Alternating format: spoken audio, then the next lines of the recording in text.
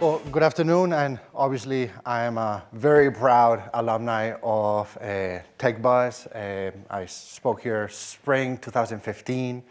A lot of things have changed since, from the company, even the company name has changed.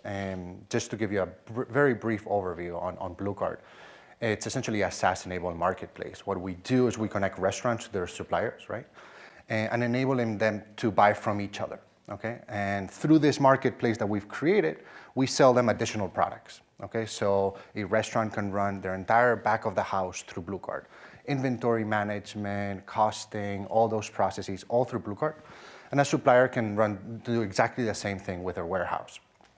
So to give you a sense of our current scale, we have from the buyer side, right, we have like Four Seasons, Marriott's, Kaiser Permanente hospitals, school districts, universities, Michelin-star restaurants, franchises, all the way down to food trucks.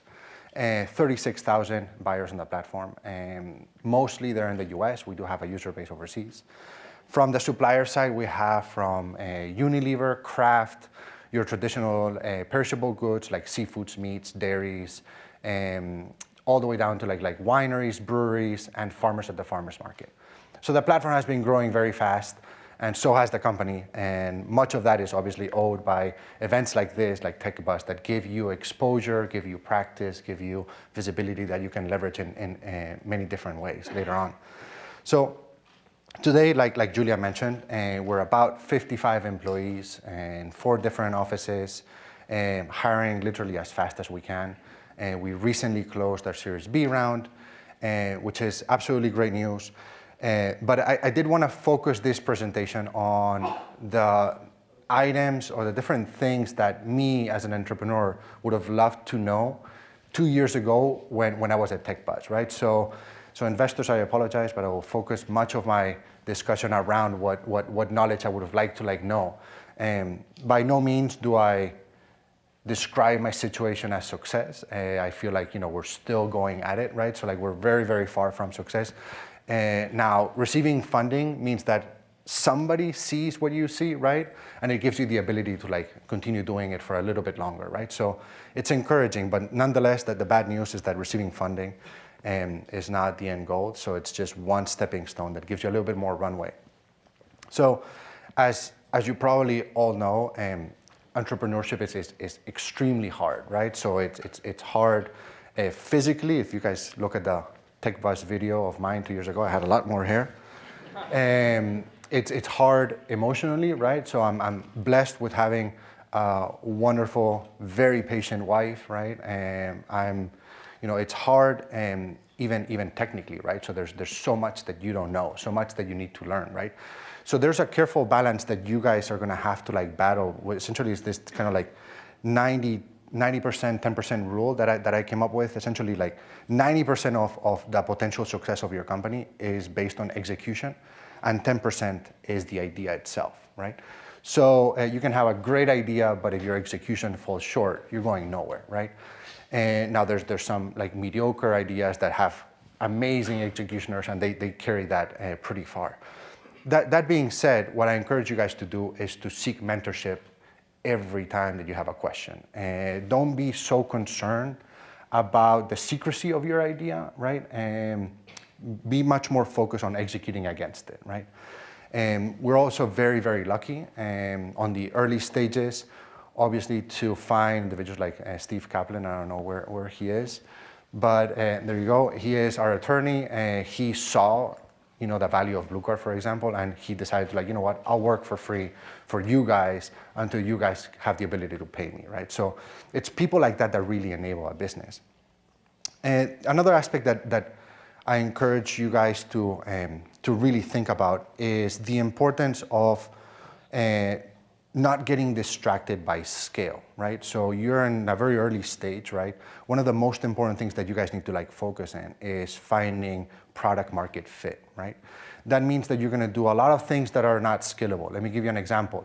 The very first version of the app was developed by myself. I have zero tech background. I never studied computer science, but I kind of like taught myself how to do it, and I got my product in front of clients, right? So for all of you techies here, from day one, right, I had technology debt, right? So we had to like obviously trash that and rebuild the whole thing.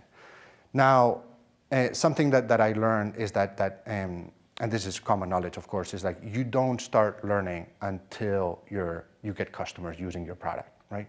So until you reach that point, you're just building on assumptions, okay?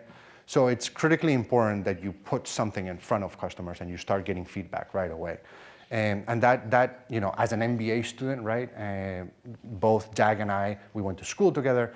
We enjoyed fantasizing about our business for hours and hours and hours and hours, and we didn't have a product. We had great like slideware, right, like a nice deck, but no real customer feedback. So July 2014, we had our product, we put it in front of people, they started telling us things, they started like letting us know what works, what doesn't, right? And at that point, you know, we started really learning what it was our industry all about and how we could like fit our product. So that was really interesting. Other things that I've done, you know, to get to that point, right? So when we went live July 2014, we started signing up restaurants, signing up suppliers, but for the first couple of months, nobody would use the platform, right? So there wasn't a single order going through the platform. You know, and as you can imagine, you have a team of co-founding team, right, that they're like eager to see when is the first transaction happening, right? And you could see like these restaurants, right, the suppliers, and like nobody's transacting.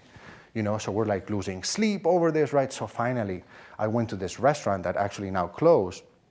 I went to the guy and I'm like, listen, would you mind using BlueCart? And he's like, well, I don't have time, yada, yada. I'm like, listen, I'm about to like miss my sales quota, right? Here's a Starbucks card. Can you please push one order? So he grabbed the app, he pushed one order, the team received the order, right? And ever since we started to like get orders like, on a recurring basis, right? So like you will do a lot of like non-scalable things that would inform your product, okay? Obviously I can't pay Starbucks cards for every single one of our orders today, right? But in those initial steps, right, it was absolutely imperative for us to like start learning, right? And really, really interesting. And I hope one of our angel investors is not around. But so we're going through our seed round and before the first order, right? So he's a fantastic angel investor. He actually was my MBA professor. And he's a very active investor, Jim Hunt, in the DC area. So we got a term sheet from him and his team, and we didn't have a single order, right? So we received the term sheet. We're very grateful. We haven't signed it. And this was, I think it was like a $2 million valuation with nothing, you know, just potential users, right? So then we got that first order, right? So I looked at Jag, my co-founder, and I said, Jag, we need to go back to these guys and tell them that we're worth more. There's one order, right? So it worked. It worked. I sent them one email. It's a $1 million email that I send them, and they raised their valuation from 2 to 3. And we raised our seed round like that. So that was a big success. That Starbucks card paid dividends. So, but you know, like you're gonna be facing a lot of like challenges like that. And I'll talk in a little bit about the VC world. But other really important things is you know, paying attention to your team. Your first and early employees are absolutely critical. You have to hire for passion. You obviously have to keep in mind, you know, their technical abilities. 8 of our first employees work for free for the first year. Right between seed and A, there was a very serious like struggle period where essentially we told the employees, listen, like, not only can we not pay you, but we might have to work from home for a little bit because, like, you know, my credit cards are maxed out, Jack's credit cards are maxed out, so we couldn't like finance this anymore. And all of them essentially said, we'll continue working. It doesn't really matter where we go, because at that point we're seeing a lot of like transaction volume. So the team is critically important. And when I also say that being an entrepreneur is emotionally hard, right? I fired my best friend from the company. He's also an angel investor, you know, so you can imagine like how difficult that was. He's still my best friend, surprisingly enough. But it's challenging. And now that we're growing, now that we're like, for example, 55 employees, right? you need to be very good at assessing when you've exceeded the capacity of your own team, right? And now there's been like very difficult kind of like graduations that we've done for certain positions that we need to like get additional expertise. And that's a very difficult process because you know that these people have committed to you. You know, they've given you part of their professional life, a lot of their emotional life. So you owe them, you know, and obviously they're all stock option holders and you know, now they'll be taken care of and obviously we're extremely grateful. But nonetheless, you need to be sensitive to those things. You know, the starting team is key, but as you grow, you're gonna have to like reassess. And that applies to myself as well, right? That there might be a point, hopefully it doesn't, but there might be a point where I need to be replaced, right? And I need to be sensitive to that where, you know, I feel like, you know, maybe somebody can like do much better job than what I can do. So that's interesting. From the other aspect that I do wanna cover, and this is a sensitive one, is about investors, right? We have investors from both coasts, East Coast and West Coast. They're extremely different, extremely different. So to give you a sense of the sample size that I'm talking about, for our Series A, we spoke with 84 VCs, okay? That was very, very taxing. The really interesting part is that out of the 84 VCs that we spoke with, right? The first 2 that we spoke with led the Series A round 6 months later. So really interesting, and it was a mix of East Coast and West Coast. What's also fascinating is that we still have 2 different decks for an East Coast VC or a West Coast VC. You know, so and this is interesting because like it blew my mind, right? Like for an East Coast VC, right, we have to focus on revenue. We have to focus on monetization. We have to have a clear sight into break even. You have to have your unit economics down, right? And for a West Coast VC, you have to strip off everything that talks about revenue and talk about growth, right? How are you gonna acquire more customers? What's your lead velocity? What is, you know, how fast are you growing? You know, what's your net promoter score? And things of that nature. That's what gets them excited. And so that was really, really interesting because like we were getting mixed messages, and it wasn't until I sat down with an advisor and said, what's going on? Like how come these guys focus on this and those guys focus on that? And he told me like, listen, you need 2 decks. Continuing with a sample size for Series B, things did not get better from sample size. We spoke with 134 VCs at that point and investors.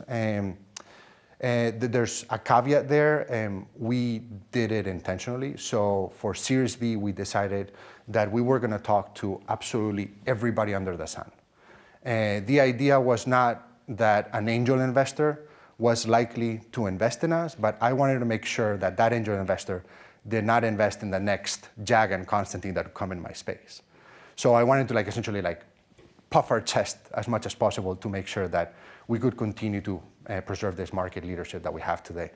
So that obviously taught us a lot, and it also taught my team a lot. So for example, when a smaller fund would approach us, right, instead of me doing the pitch, maybe I looked for somebody else in the company. So you know what, why don't you like pitch them and give them a sense? Because like there was no chance that they were going to invest anyways. We were obviously outgrown them, but sometimes they'll reach out to you just to do investigation and analysis and comparison with their existing portfolio companies, and you need to be sensitive to that. Talking about the due diligence that you guys have to do on investors, right? I'm not sure if you guys know, there's this new company called Know Your VC, okay? They just started, they're brand new. They're a Yelp for VCs. They're very, very clunky. They just started, it's all manual, so like you upload a review and it takes 3 days to get posted. Nonetheless, the intention is very good. So, you know, we've had very, very positive experiences with VCs and very negative ones from VCs that tend to like waste your time and, you know, they go radio silent for a while and then they ask for a lot of data and you give them all your data and they never talk to you again. So, you know, you guys have a responsibility to make sure you share that feedback so that others, you know, can learn from your experience and we can hold kind of like everybody accountable to like our standards. Your time is the most important time, okay? So like when you take an hour away from your office, you know, to go and visit a VC and the VC shows up 30 minutes late, you know, and then they show up and they ask you 2 questions and they walk away, right? You just wasted time running your business. So it's your responsibility to make sure that you float these things. Also make sure that the VCs have money. Go to Crunchbase, look at when was the last time that they invested money, see what investments they've done lately. Also really important, that will save you a ton of time, is know the difference between a partner and a non-partner. Partner is a decision maker. Everybody else is a filter. Okay, so if you don't have a partner on the line, you're gonna have to talk to these guys again, all the way from scratch. And not only that, a partner has the social capital in that VC to get a deal done. Everybody else does not. Okay, so be sensitive to that. Also, if it's a first-time partner is not gonna close, a very entrepreneur-friendly deal, right? A first-time partner is gonna try to impress the rest of his team with a really good deal, right? So just be sensitive to this stuff. It's really important because it will affect things. The other thing that helped us a lot is run a process. So essentially, decide when you're going to talk to VCs and investors, right? Make sure that you have enough runway, right? And let them know when you're expecting term sheets and hold them accountable to that. Otherwise, essentially, VCs will come to you and will ask you for data. They'll talk to you 2 weeks later. They'll ask you for data again. And since they all ask about your burn rate and your cash, they know exactly when you're going to run out of money. So be sensitive to that thing.